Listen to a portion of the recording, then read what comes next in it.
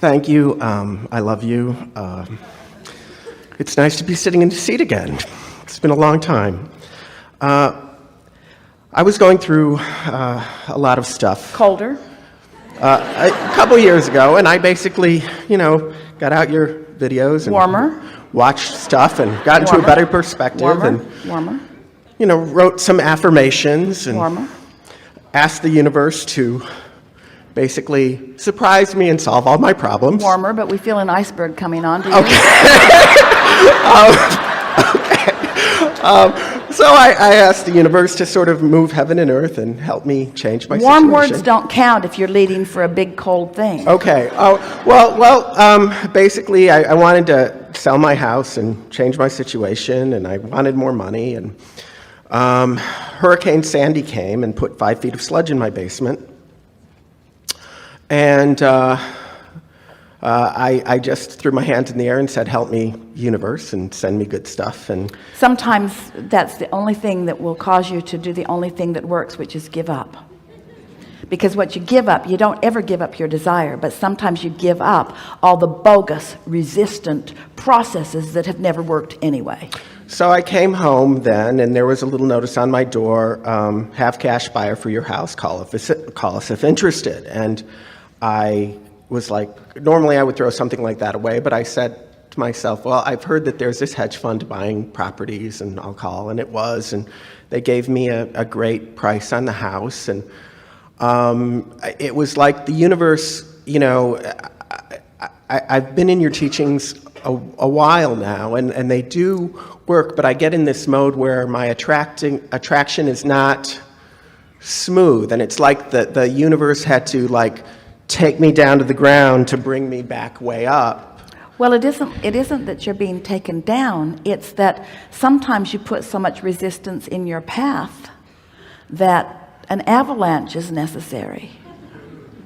In other words, it's the resistance that you're putting there. In other words, it could be in other words, it's like, so you're exploring the contrast, and you know what you don't want, which means you know what you do want.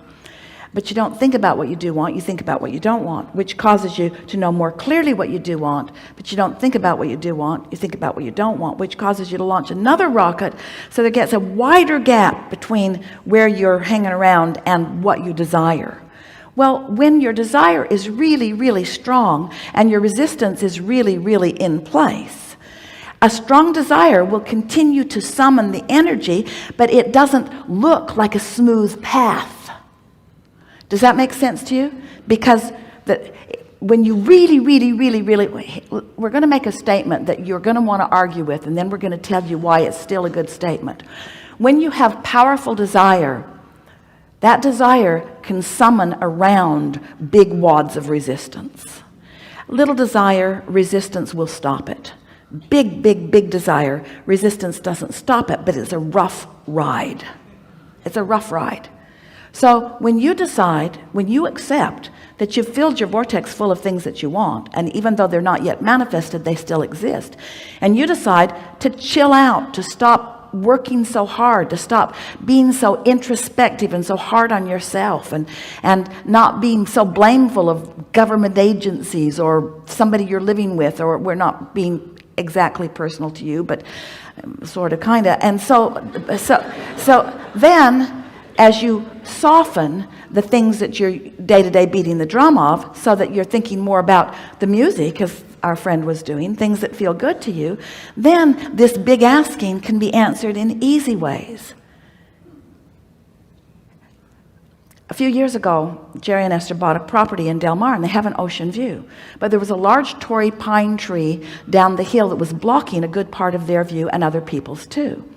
The Tory pine trees were brought over from someplace, and they're not supposed to be watered. They're wild trees. They're not meant for neighborhoods, but there are a lot of them in neighborhoods. And as they get more water, they get unwieldy. They get too big. They get out of balance, and occasionally they fall on houses and they fall on the highway and such. And so this was one of those trees, sort of leaning, really blocking view. So Jerry said to the owner of the house, we will, if you would like us to, it would benefit us too, we'll have that tree removed. It was $10,000 to remove the tree, and we will landscape your property once the tree is is gone so that you'll be happy where you live. Well, of course, the owner of the property did not want to do that, and Esther and Jerry understood that because trees matter. And so they left it. And then that person sold the house and another person bought the house. And so Jerry made the offer again. And that person said no. And then on New Year's Eve, a big limb of that tree fell on the neighbor's house. And so they called and said, "Is your offer still good?" And Jerry said, yes. Yes, it will benefit you and it will benefit us. And so a company came in. It was remarkable to watch the crane and the saws and the men and the balance and the way they removed this giant tree. And so the tree is gone and the view is magnificent and their yard is beautifully landscaped.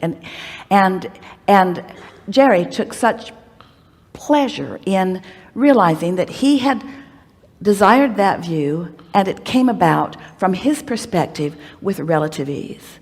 And so Esther is standing there with Jerry, and they're looking, and the view, it's wide open. And then there's another tree that's blocking a little view over there, and Esther said, "Okay, you want to do this the hard way or the easy way?" Well, that's what we want to say to you all the time. Do you want to do it the hard way or the easy way? Do you want to wait until the sludge fills your house? Do you want to wait till the limb falls on your tree, or the tree falls on your neighbor's house? In other words, you get what we're getting at? I get what you're getting at, and there's another example of that, and that's when I bought my new house, because I pulled out of the deal initially because there was a foreclosure and it brought the value of the house down, and I walked away and went to another deal which ended up being a short sale that the guy didn't know it was going to be short, and so that fell apart too. And then the original deal got reconstituted, so this house came back to me that I was in love with. So stop just for a moment Okay. and let us just emphasize that when we say you can't get there from here, that's what we're talking about. Okay. But sometimes experiences cause you to keep adjusting and adjusting and adjusting and adjusting, because eventually everything that you want will get to you. The question is, how long is it going to take for you to chill out and just start expecting good things to come? Right. You see what we're getting at? Conversations about things that take a long time cause more things to take a long time. Okay. Conversations about the ease of thing cause more things to have the ease of. In other words, here you stand as a receiver from the universe, and the way you feel determines how it comes to you. So if you've got strong desire for well-being, and certainly deservability for well-being, and by well-being we mean physical well-being, we mean abundance, we mean clarity, we mean joy and love, and all of the things that a good life means to all of you. We mean all of that. So here you stand with all of those things wanted and all of those things flowing to you, and to one degree or another you are allowing it to happen the hard way or the easy way. Every word you speak, every conversation that you have with someone else, every emotion that you feel is your indicator of whether you're making it harder for yourself or easier for yourself.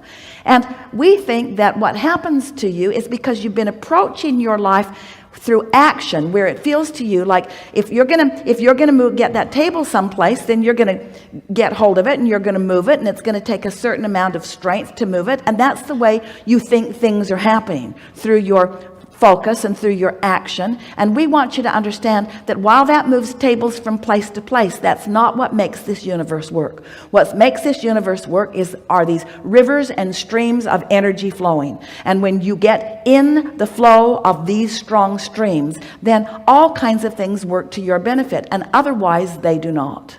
So if we were standing in your physical shoes, we would go to bed at night acknowledging that tomorrow's a new day, and the next day we would get up and we would be determined to hold ourselves in as good a feeling place as we could. And when we would find ourselves on a run of appreciation, we would follow it all the way out. In other words, our singular intention would be to find a way of approaching any subject in the world in a way that feels good while we are doing it. So At what point then, I've set my intention, I'm moving forward. It's in the vortex. It's in the vortex. It's in the vortex. Wait, let's say that different. I've set my intentions. It's in the vortex. It's moving forward because law of attraction says that it must. At what point do I get the signal, if there is a signal, to take the inspired action? At the point that you're not all wadded up in it. You see, that's the thing that we Okay. want you to understand. At the point that you stop trying so hard. Okay. Jerry used to he asked us this question so many times because he was helping people financially.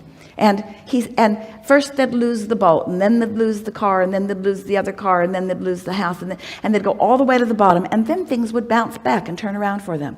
He saw it over and over and over again, and he said, why do they have to go all the way to the bottom before things turn around? Why couldn't they just lose the boat and it would turn around?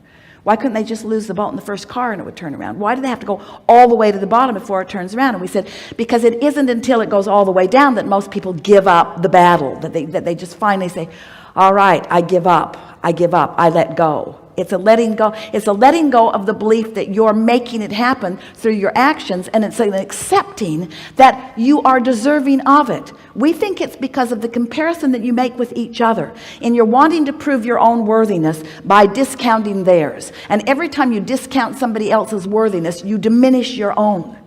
You've got to be a well-wisher for them too, you see. When you're in this competitive spirit where you're trying to outdo somebody else, in your pushing against them, you're actually pushing against you. So there's this just sort of letting go of all of it. What it really is an acceptance. That's why Esther just wanted to put her arms around that baby and around everyone that she knows, to say, you are good. Good is coming to you. You deserve the good that is coming. Give up the battle. Give up the struggle. Give up the competitiveness. Give it all up and accept the goodness that is in your vortex. Let it flow into your experience by loving that tree, by loving that toad, by loving that lizard, by finding something simple that doesn't get you all wadded up. Okay. It's like rewiring yourself. So in other words, whatever I want, whatever my intention is, I should just put it out there and not get hung up on details or... Well, you see, it's easier than that. Yeah. You don't have to put your intentions out there. They just go out there. Okay. Okay. There's no putting them out there. They're out there.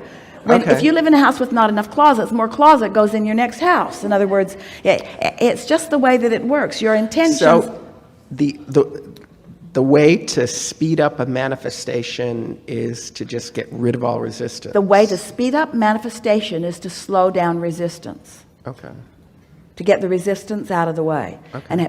But when you try to get resistance out of the way, you make it more.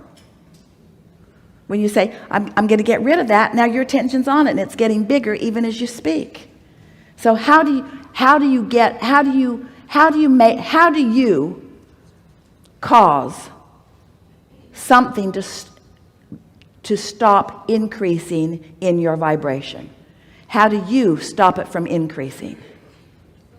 I think about something else or change my... Isn't that just brilliant? That's the only thing that ever works. You take your attention from it, because this is a universe based on inclusion. There's no exclusion. You can't say no. You go, you come, and you go. Because what you actually say, you that I want, come to me, and you that I don't want, go away. They both come. Okay. Because attention is attraction. So you have to cease the attention. So how do you stop thinking about something? By thinking about something else, or by going to sleep, or by meditating. You can quiet your mind when you meditate, but we don't want you to spend your time meditating, and we really don't want you to spend your time not thinking. But if what you're thinking doesn't cause you to feel good, then you've got to find some way to break the evil cycle, so to speak. It's not evil, we're playing with you. It's not evil, we're playing